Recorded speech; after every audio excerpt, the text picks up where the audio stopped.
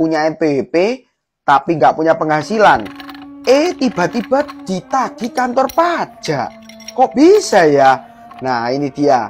Jadi banyak ya yang tanya ke aku, kok aku punya NPWP tapi aku nggak punya penghasilan nih. Waktu itu bikin NPWP-nya karena syarat tertentu aja.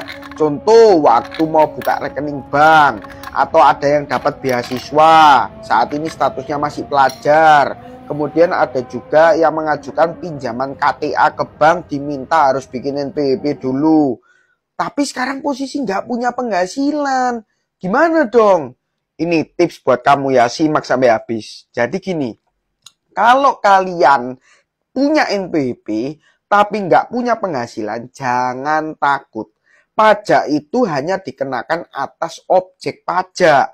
Kalau memang nyatanya nggak punya penghasilan, ya sudah.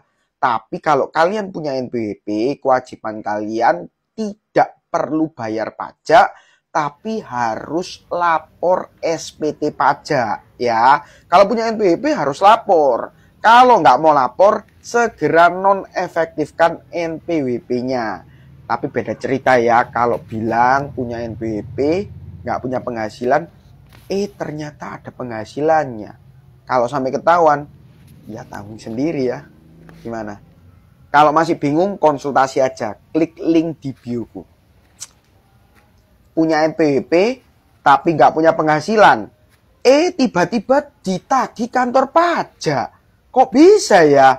Nah ini dia. Jadi banyak ya yang tanya ke aku, kok aku punya NPWP tapi aku nggak punya penghasilan nih. Waktu itu bikin NPWP-nya karena syarat tertentu aja. Contoh waktu mau buka rekening bank, atau ada yang dapat beasiswa, saat ini statusnya masih pelajar.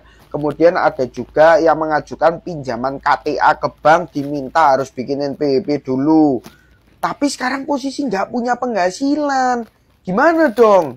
Ini tips buat kamu ya, simak sampai habis. Jadi gini, kalau kalian punya NPWP tapi nggak punya penghasilan, jangan takut. Pajak itu hanya dikenakan atas objek pajak. Kalau memang nyatanya nggak punya penghasilan, ya sudah.